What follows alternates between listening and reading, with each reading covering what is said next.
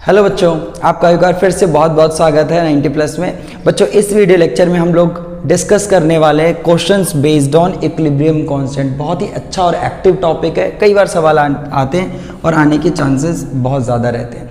ठीक है, तो चलिए स्टार्ट करते हैं इक्विलिब्रियम कांस्टेंट पे बेस्ड क्वेश्चन।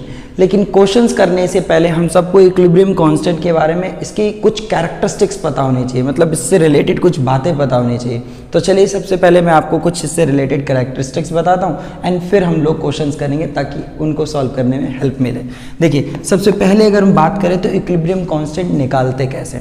तो मान लीजिए कोई भी रिएक्शन हमें प्रोवाइड कर रखी है कुछ इस तरीके से और वो रिएक्शन हमारी इक्विलिब्रियम में है। ठीक है बच्चों, वो रिएक्शन इक्विलिब्रियम अचीव कर चुकी है। आपको पता होगा कि इक्विलिब्रियम का मतलब होता है कि आगे चलने वाली जो रिएक्शन है और जो पीछे चलने वाली रिएक्शन है, दोनों की रेट जब बराबर हो जाती है तो इक्विलिब्रियम अचीव होता है। ठीक है, तो आपको कुछ इस तरीके से, और मान लीजिए ये इसके बैलेंसिंग कोफिशिएंट्स हैं जो इस तरीके से मैंने यहाँ पे लगा लिए। तो इक्विलिब्रियम कांस्टेंट कैसे निकालते हैं। इक्विलिब्रियम कांस्टेंट क्या होता है कि प्रोडक्ट की कंसंट्रेशंस की रेशो लेनी होती है। प्रोडक्ट की कंसंट्रेशन की रेशो कुछ इस तरीके से हम लिखेंगे और उनके जो कोफिशिएंट्स हैं इनको पावर में इस तरीके से प्लेस करना है। ये रहेगा आपका इस तरीके से। ये जो रेशो होती है यही हमारा इक्विलिब्रियम कांस्टेंट है। इक्विलिब्रियम कांस्टेंट Kc से जब हम रिप्रेजेंट करते हैं, जब हम सभी कंपोनेंट्स की कंसंट्रेशन यानी मोलारिटी के रेशो लेंगे। क्लियर। और इसको इस तरीके से भी लिखा जाता है कि अगर इन सभी के पार्शियल प्रेशर्स हमें दे रखे हैं, अगर ये गैस फेज रिएक्शन है या कंपोनेंट्स गैस फेज में, ठीक है, तो Kp किस तरीके से हम दिखाते हैं, ये भी equilibrium constant in terms of pressure और ये इन टर्म्स ऑफ कंसंट्रेशन। तो इस हिसाब से इसको लिखा जाता है कुछ ये partial pressure of one component multiply partial pressure of other. ठीक, ये हो गया प्रोडक्ट साइड का। अब हम यहाँ लिखेंगे रिएक्टेंट साइड का। तो इस तरीके से इक्विलिब्रियम कांस्टेंट प्रेशर की टर्म में डिफाइन कर दिया। ध्यान से देखो। अच्छा, इन दोनों के बीच एक ही रिएक्शन के लिए अगर हम इन दोनों के बीच रिलेशन की बात करें, मतलब सेम रिएक्शन है और ये एक दूसरे से कैसे रिलेट होते हैं, तो इनके रिलेशन पे भी एक बहुत अच्छा सवाल पूछ लेते हैं कई बारी। सो Kp जो होगा बच्चों, यानी कि equilibrium constant in terms of pressure is equated with equilibrium constant in terms of concentration by this formula. ये रहेगा आपका। ठीक है, अब ये जो आपका डेल्टा N है ये कैसे निकालते हैं भाई। तो डेल्टा N निकालते हैं कुछ इस तरीके से, मोल्स ऑफ गैसियस प्रोडक्ट। ध्यान दीजिए, जितने भी प्रोडक्ट हैं, ठीक है, गैसियस प्रोडक्ट, उनके मोल्स लेने। ठीक है, एग्जैक्टली लिखें तो टोटल मोल्स आना चाहिए। ठीक है, total moles of gaseous product minus total moles of gaseous reactant. ठीक, इस डिफरेंस के साथ आप लोग क्या करेंगे, डेल्टा N की वैल्यू निकालेंगे और डायरेक्टली इस रिलेशन पे क्वेश्चन आए सीधे ही आप सॉल्व कर सकते हैं। ठीक है, तो ये था कैलकुलेशन से रिलेटेड। अगली अगर हम बात करें तो ये है कि मान लो कोई रिएक्शन ऐसे दे रखी है जिसमें कुछ कंपोनेंट्स सॉलिड में हैं, कुछ गैस फेज में हैं, तो इनको बोलते हैं हेट्रोजीनियस इक्विलिब्रियम। तो आइए देखते हैं उसके लिए क्या कुछ करना होता है। तो ऐसे केस में इस हिस्से को हटा देता हूँ मैं। अगर मान लीजिए हेट्रोजीनियस रिएक्शन इक्विलिब्रियम है, फॉर हेट्रोजीनियस इक्विलिब्रियम। तो देखो, हेट्रोजीनियस का मतलब होता है डिफरेंट फेजेस। रिएक्टेंट और प्रोडक्ट्स के फेजेस सेम नहीं है, मतलब सभी कंपोनेंट के सेम नहीं है, डिफरेंट फेजेस। ठीक, जैसे एग्जांपल के तौर पे आपको बताऊं, सपोज निकल सॉलिड है, कार्बन मोनोऑक्साइड से रिएक्ट करवा रहे हैं, ठीक है, और कुछ इस तरीके से हमें प्रोडक्ट मिल रहा है। मान लीजिए ये रिएक्शन हमने ले लिया। अब आप देख सकते हैं सभी रिएक्टेंट और प्रोडक्ट के फेज एक जैसे नहीं है। निकल सॉलिड स्टेट में, बाकी दो कंपोनेंट जो है आपके वो गैस फेज में। तो अभी क्या करना होता है, ऐसे केस के लिए एक छोटा सा पार्ट आपको ध्यान रखना है कि भाई इक्विलिब्रियम पे प्योर सॉलिड की कंसंट्रेशन 1 मोल पर लीटर कंसीडर करनी है। ठीक है, और प्योर लिक्विड, ठीक, इनकी कंसंट्रेशन आपको 1 मोल पर लीटर कंसीडर करनी। They remains constant throughout the equilibrium state. है ना। तो कहीं ना कहीं फिर ऐसे केस में अगर हम इक्विलिब्रियम कांस्टेंट निकालते हैं, सपोज Kc निकालते हैं, तो किस तरीके से निकालेंगे? सो निकल गैस फेज, देखो सॉलिड और लिक्विड यूनिट मानने हैं 1 मोल पर लीटर, बट गैसियस, अगर गैसियस सिस्टम दे रखा हो, गैसियस कंपोनेंट्स दे रखे हैं और एक्वस दे रखे हैं, तो उस केस में उनकी कंसंट्रेशन कंसिडर करनी है। ठीक, ये हो गया आपका इक्विलिब्रियम मतलब कंसंट्रेशन ऑफ निकल टेट्रा कार्बोनाइल निकल, और इसके लिए हम यहाँ पे लिखेंगे CO और उसकी पावर आएगी 4। क्लियर? सॉलिड निकल की कंसंट्रेशन इग्नोर कर देनी है, ठीक है, 1 यूनिट कंसीडर करनी। अगर सेम हम प्रेशर के लिए लिखते तो फिर ऐसे लिख देते, कोई प्रॉब्लम नहीं थी। Pressure due to this compound CO4 partial pressure, और इसका पार्शियल प्रेशर पावर लेकिन कितना आता? 4। ठीक है बच्चों, पावर 4। ये कैरेक्टरिस्टिक्स भी समझ आया होगा ये वाला। तो मूव करते हैं फर्दर। ठीक, हटा देते हैं इसको। क्लियर? अच्छा, अगला कैरेक्टरिस्टिक है, मान लीजिए कि कोई रिएक्शन हम कर रहे हैं बिना कैटलिस्ट के और कोई पर्टिकुलर रिएक्शन की विद कैटलिस्ट के, तो इक्विलिब्रियम कांस्टेंट पे क्या असर पड़ता है? तो addition of catalyst, addition of catalyst. तो आपको सीधे ही मैं क्लियर करूं तो कैटलिस्ट का इक्विलिब्रियम कांस्टेंट की वैल्यू पे कोई असर नहीं पड़ता। ठीक, कैटलिस्ट का इक्विलिब्रियम कांस्टेंट की वैल्यू पे कोई असर नहीं पड़ता। तो यहां लिख सकते हैं सीधे, there is no effect of catalyst on equilibrium constant. Clear बच्चों? ठीक, अब सबको पता होगा कि भाई अगर ये इक्विलिब्रियम कांस्टेंट की वैल्यू नहीं बदल रहा है, लेकिन एक चीज़ आपको पता होगी कि कोई भी जब रिएक्शन हम करवाते हैं और उसमें कैटलिस्ट डालें तो वो रेट को इंक्रीज कर देता है। मतलब जो स्पीड है, बिना कैटलिस्ट के जो स्पीड थी भाई, इक्विलिब्रियम हो सकता है बहुत देर में अचीव हो, धीरे धीरे रिएक्टेंट प्रोडक्ट में बदल रहा हो, फिर प्रोडक्ट धीरे धीरे रिएक्टेंट में बदल रहा हो, और दोनों की स्पीड काफ़ी देर बाद बैलेंस हुई, मैच हुई। तो इसका मतलब है बहुत देर में इक्विलिब्रियम अचीव हुआ, स्टैब्लिश हुआ।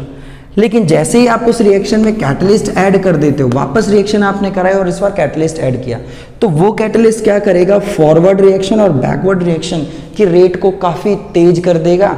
ठीक है, जो काम पहले आधे घंटे के बाद इक्विलिब्रियम अटेन हो रहा था, तो वही इक्विलिब्रियम अब हो सकता है आधे घंटे से काफ़ी पहले अटेन हो जाए।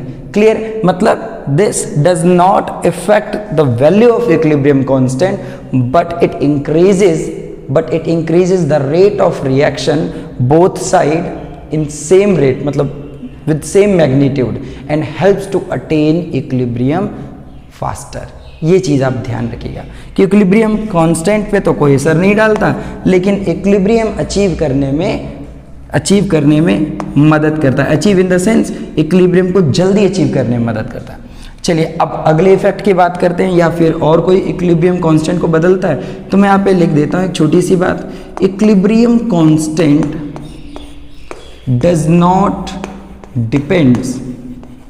Depend on initial concentration of reactant. ये भी बहुत वैल्यूएबल पॉइंट है, कंसंट्रेशन ऑफ रिएक्टेंट। मान लो कोई रिएक्शन आप कर रहे हैं भाई, और उस रिएक्शन में आपने रिएक्टेंट की कुछ इनिशियल कंसंट्रेशन ले ली, ठीक है, और कोई वैल्यू आ गई इक्विलिब्रियम कांस्टेंट की, और अब तुमने दोबारा वही रिएक्शन करवाई, अब इनिशियल कंसंट्रेशन बदल दी, रिएक्शन वही है बट कंसंट्रेशन रिएक्टेंट की बदल दी, तो इक्विलिब्रियम कांस्टेंट की वैल्यू जो पहले थी वो अभी आएगी। कहने का मतलब हुआ कि भाई इक्विलिब्रियम कांस्टेंट वो इनिशियल कंसंट्रेशन की, तुमने इनिशियली कितना रिएक्टेंट लिया था उस पे डिपेंडेंट नहीं है, वैल्यू सेम रहेगी लेकिन रिएक्शन वही होनी चाहिए। क्लियर है बच्चों? तो इनिशियल कंसंट्रेशन ऑफ रिएक्टेंट पे इक्विलिब्रियम कांस्टेंट की वैल्यू इंडिपेंडेंट होती है। साथ ही साथ अगर मैं टेम्परेचर की बात करूं, ठीक है, at a particular temperature for the same reaction its its value remains constant but change with change in temperature, but change with change in temperature। तो इस बात को जरा ध्यान दें कि यहां पे क्या लिखा, भाई किसी एक रिएक्शन की बात चल रही है और उस रिएक्शन जिसकी बात चल रही है किसी एक टेम्परेचर पे के की वैल्यू फिक्स रहेगी। कोई रिएक्शन है जिसके जैसे मान लो 25 डिग्री सेल्सियस पे किसी रिएक्शन की रेट कांस्टेंट की कुछ अपनी वैल्यू है, ठीक, तो उस पर्टिकुलर टेम्परेचर पे उस रिएक्शन की के की वैल्यू फिक्स्ड है। लेकिन अगर टेम्परेचर चेंज किया, सेम रिएक्शन का टेम्परेचर बदल दिया, तो इक्विलिब्रियम कांस्टेंट वेरी कर जाता है। तो यहाँ से समझ में यह आता है कि सर टेम्परेचर डिपेंडेंट है, ये जो रेट कांस्टेंट सॉरी जो इक्विलिब्रियम कांस्टेंट है आपका, ये किस पे डिपेंडेंट है, टेम्परेचर डिपेंडेंट है। ये बात क्लियर हो गई बच्चों, यहाँ तक के सभी फैक्ट क्लियर हुए, ठीक। तो अगर मैं नेक्स्ट आपको बताऊं तो और भी वैल्यूएबल है भाई, इक्विलिब्रियम कांस्टेंट की वैल्यू यानी मैग्नीट्यूड, ये भी बता देता है कि प्रोडक्ट ज़्यादा है रिएक्शन में या रिएक्टेंट ज़्यादा है। मतलब मैग्नीट्यूड ऑफ के इक्विलिब्रियम कांस्टेंट, इसका मैग्नीट्यूड क्या बता देता है। कहते हैं कि अगर किसी रिएक्शन में, कंसंट्रेशन टर्म्स की वे में बात कर रहा हूँ, अगर किसी रिएक्शन में इक्विलिब्रियम कांस्टेंट की वैल्यू 10 की पावर 3 से ज़्यादा है, या किसी रिएक्शन में के की वैल्यू 10 की पावर -3 से भी कम आती है, या किसी रिएक्शन में अगर हम बात करें तो जो इक्विलिब्रियम कांस्टेंट की वैल्यू है वो कुछ 10 की पावर -3 से ज़्यादा और 10 की पावर 3 से कम, यानी कि यहाँ इस रेंज में है, तो फिर क्या किया जाए। तो आपको मैं क्लियर कर देता हूँ। इस वाले केस में कि अगर वो 10 की पावर 3 से भी ज़्यादा है तो इसका मतलब हुआ कि उस रिएक्शन का इक्विलिब्रियम बहुत लेट अचीव हुआ है, ज़्यादा वैल्यू हुई है ना, तो ठीक है, इसका मतलब लेट अचीव हुआ और वहाँ पे आपके प्रोडक्ट का अमाउंट कहीं ज़्यादा है आपके रिएक्टेंट के अमाउंट से। इसका मतलब रिएक्शन ज़्यादा से ज़्यादा आगे बढ़ चुकी है और मतलब वो कंप्लीशन की तरफ जा रही है, मतलब लगभग ख़त्म ही होने वाली है, रिएक्टेंट बहुत कम पड़ा हुआ इसके अंदर। अच्छा, इस वाले केस की बात करें तो भाई इसका अपोजिट हो जाता है, प्रोडक्ट का अमाउंट इस केस में कम है, रिएक्टेंट का अमाउंट ज़्यादा पड़ा हुआ। मतलब इस वाले केस में हुआ क्या है कि इक्विलिब्रियम बहुत जल्दी अचीव हो गया, मतलब थोड़ा सा प्रोडक्ट बना और रिएक्शन इक्विलिब्रियम अचीव कर चुकी। इसका मतलब हुआ कि रिएक्टेंट तो बहुत सारा पड़ा हुआ है और प्रोडक्ट बहुत कम है, मतलब रिएक्शन पीछे की तरफ ही ज़्यादा डोमिनेट कर रही है, यानी कि समझ रहे हैं आप लोग, रिएक्शन बहुत रेयर है कि आगे प्रोसीड हो रही है, थोड़ा सा बड़ी है, बैलेंस हो गया, मतलब इक्विलिब्रियम आ गया। क्लियर। तो रिएक्टेंट का क्वांटिटी जो है वो सिस्टम में बहुत ज़्यादा है as compare to product. Last case में इनकी जो कंसंट्रेशन होती है, अगर मैं इनको कंसंट्रेशन के साइन में डाल देता हूँ, है ना, इनकी जो कंसंट्रेशन है लास्ट वाले केस में प्रोडक्ट और रिएक्टेंट की, वो लगभग सिमिलर है, मतलब ज़्यादा इनमें डिफरेंसेस नहीं है। ठीक बच्चों, तो कंपैरेबल कंसंट्रेशन है इस वाले केस में। तो डायरेक्ट क्वेश्चन होता है, रेयर होता है जो इस पे पूछ लिया जाए, बोर्ड में इस पे क्वेश्चन नॉर्मली पूछ लेते हैं। अच्छा, अब इसके बाद आपको क्या बताएं इक्विलिब्रियम कांस्टेंट के बारे में, तो 2-3 बातें और फिर सवाल करते हैं।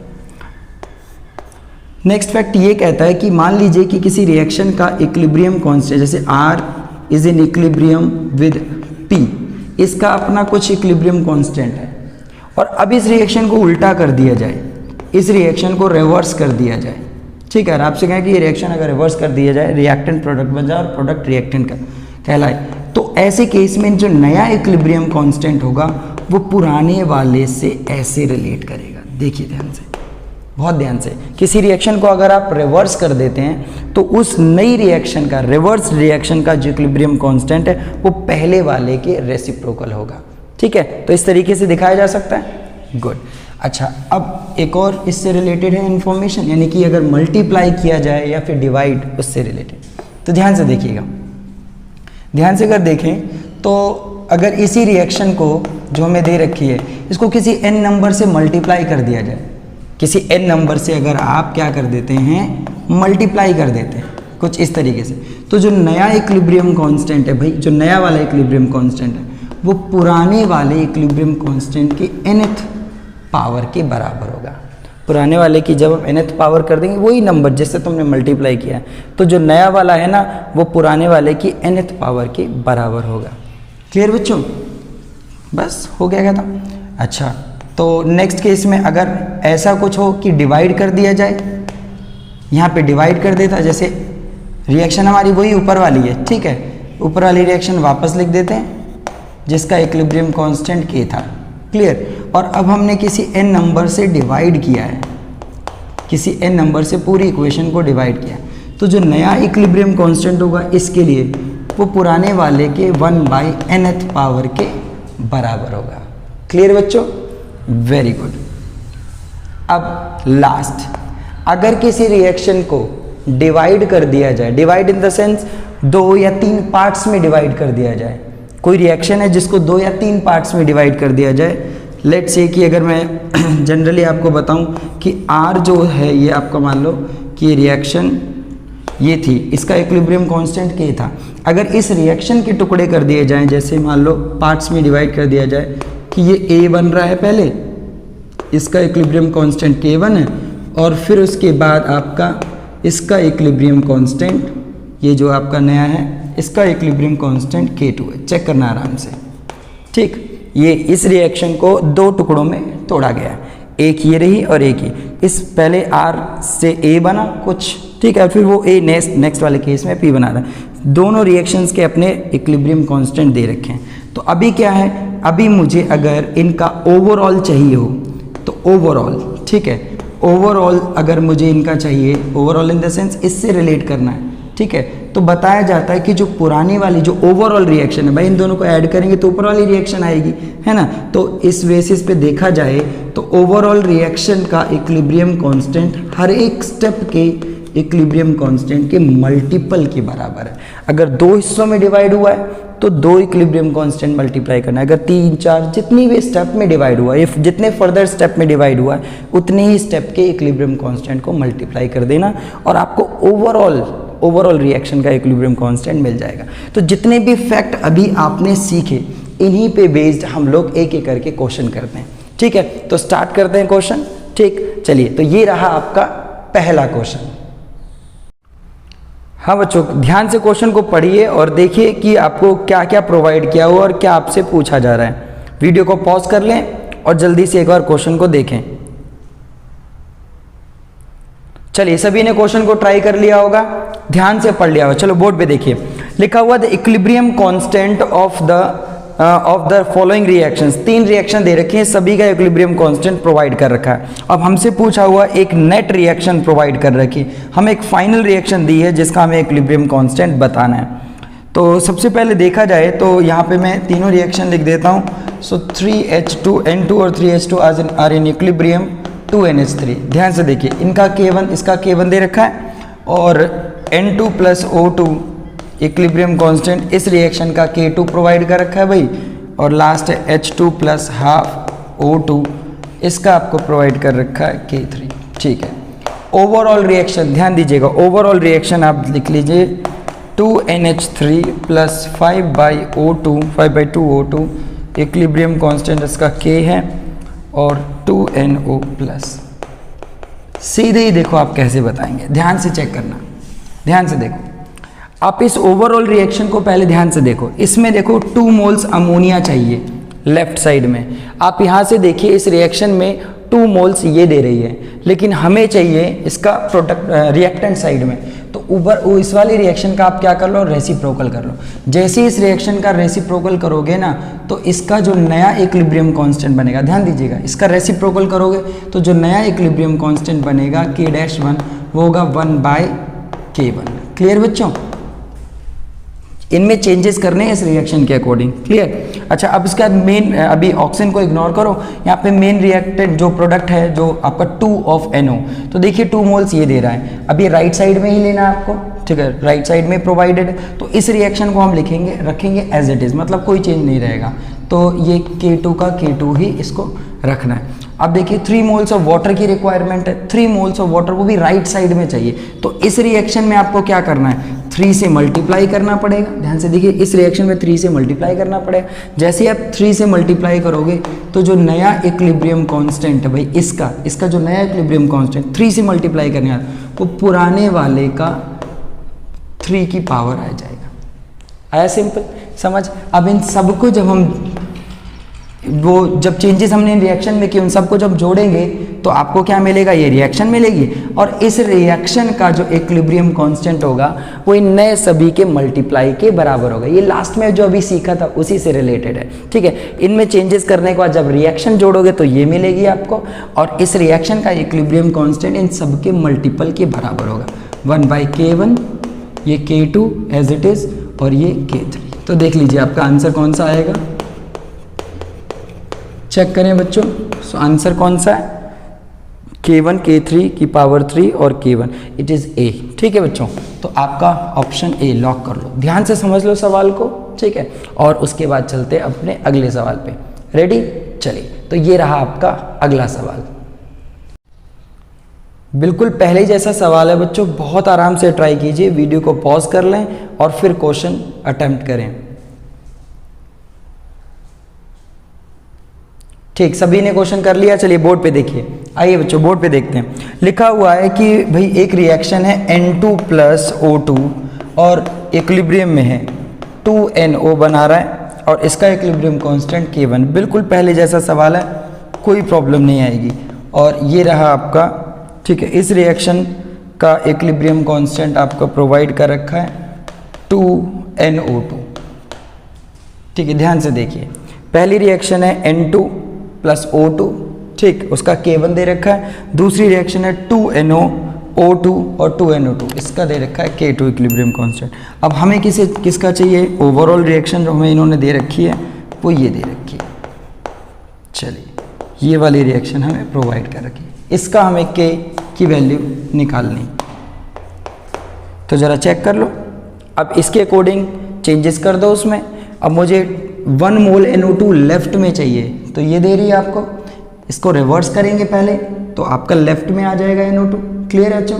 जब आप रिवर्स करेंगे तो नया इक्विलिब्रियम कांस्टेंट क्या हो जाएगा, रेसिप्रोकल। ध्यान दीजिएगा, नया इक्विलिब्रियम कांस्टेंट क्या हो जाएगा, रेसिप्रोकल। जब इसे आप रिवर्स करोगे तो 1/K2 हो जाएगा। ध्यान दीजिएगा, लेकिन आपको यहाँ 1 मोल चाहिए, तो रेसिप्रोकल करने के बाद आपको क्या करना है, 2 से डिवाइड भी करना है। तो जब आप 2 से डिवाइड करेंगे तो जो नया इक्विलिब्रियम कांस्टेंट है उसमें क्या चेंज लाना पड़ेगा, क्या चेंज लाना पड़ेगा बच्चों, ऑफ कोर्स जो फाइनल इक्विलिब्रियम कांस्टेंट आएगा वो 1/K2 की पावर 1/2 आएगा। जरा चेक करने इस बात को।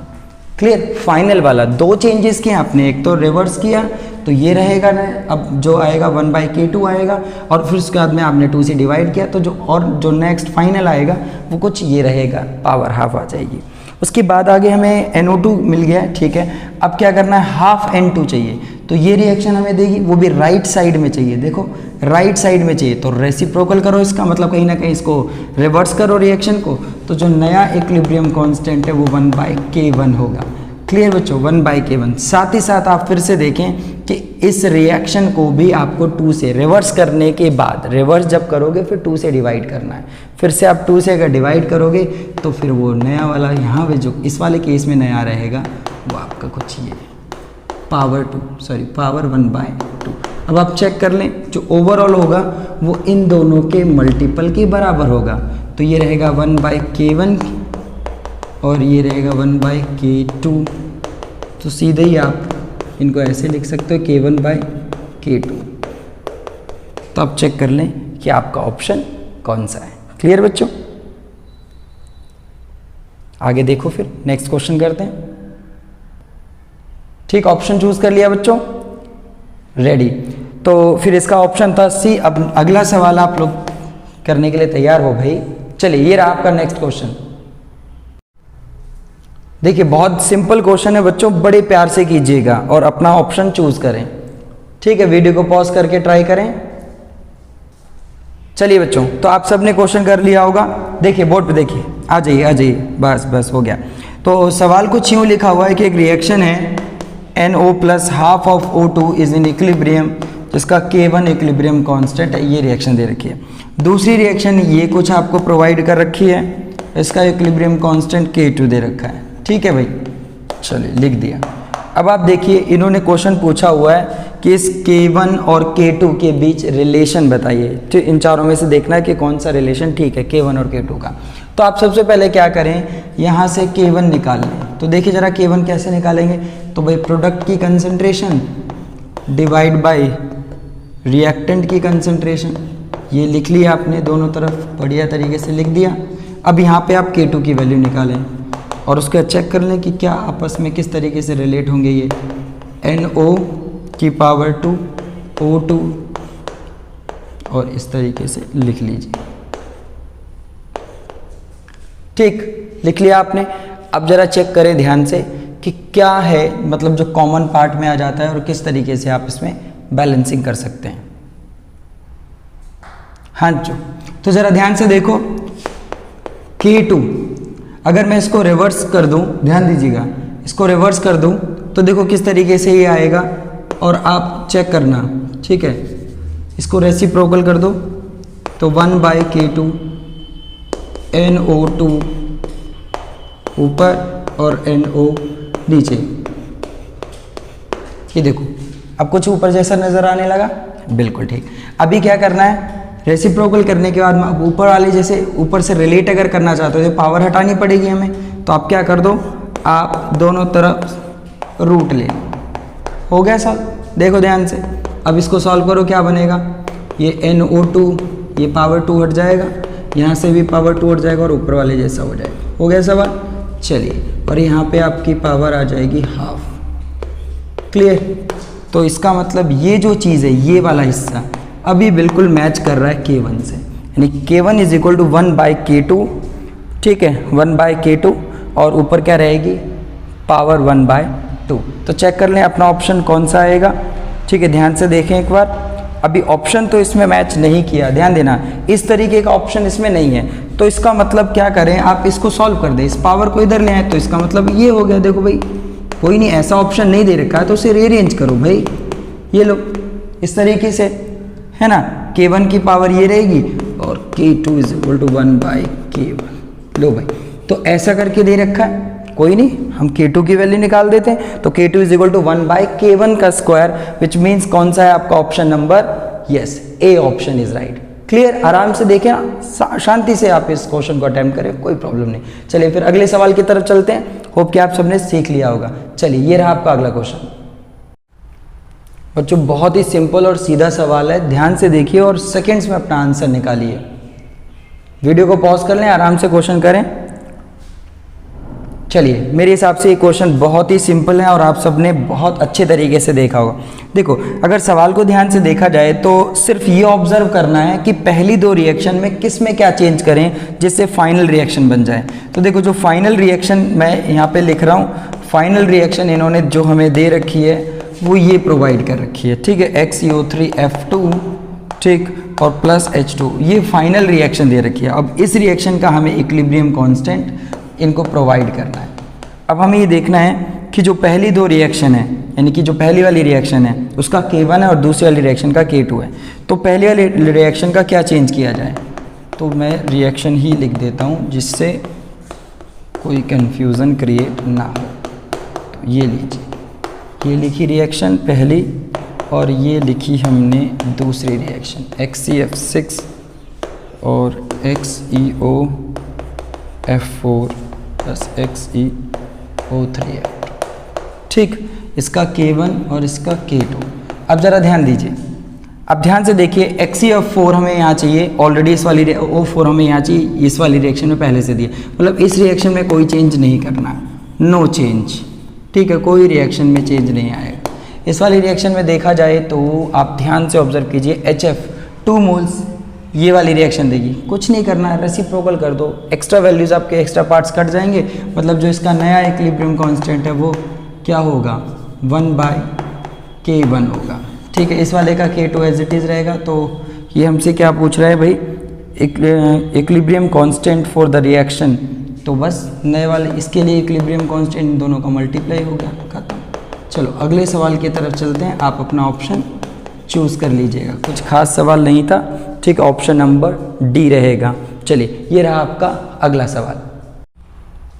बच्चों ध्यान से क्वेश्चन को पढ़िए, वीडियो को पॉज कर लें और आराम से सवाल को ट्राई करें। केपी केसी रिलेशन से हो जाएगा ये वाला। चलिए आप सबने कोशिश कर ली होगी, वेरी गुड, आप सबने अपना ऑप्शन भी चूज कर लिया होगा। लिखा हुआ है केसी और केपी की वैल्यू इनमें से किसके लिए इक्वल नहीं है। तो जैसा कि आपने पढ़ा है कि KP is equal to KC R T की पावर डेल्टा एन, आपका ये रिलेशन अब देखो किस में बराबर नहीं होगी। ठीक है, अगर डेल्टा एन की वैल्यू यानी कि difference gases moles of product minus gases moles of reactant अगर आपका ये जीरो आता है किसी के लिए, ध्यान दीजिएगा, अगर जीरो आता है, अगर ये जीरो आता है तो केपी और केसी जो है उस केस में बराबर होंगे। ठीक है, इक्वल होंगे। लेकिन अगर ये आपका delta N not equal to zero आता है तो उस केस में केपी और केसी बराबर नहीं होंगे। ये वाला लॉजिक है। तो हमसे ये पूछा है कि in which of the following equilibrium यानी कि KP KC are not equal, तो मतलब देख लीजिए किस में डेल्टा एन जीरो के बराबर नहीं आ रहा है। तो जैसे ऑप्शन 1 में अगर मैं देखूं तो टोटल गैसियस मोल्स आपके 2 - 2 इसमें जीरो आ रहा है। ठीक है, उसके बाद इस वाले केस में टोटल मोल्स 2 - 2 भाई इसमें भी जीरो आ रहा है। ठीक है, तो ऊपर वाला केस है। सी वाले केस में देखें तो 2 - 2 इसमें भी जीरो आ रहा है। डी वाला केस अगर हम देखें तो 2 ध्यान दीजिएगा लास्ट वाले केस में 2 कार्बन सॉलिड है, उन्हें अवॉइड करना है, 1 रहेगा और ये आपका रहेगा 1। सो लास्ट वाला केस है जिसके लिए delta N not equal to zero है, मतलब KP is not equal to KC. ठीक है बच्चों, समझ आया सभी को।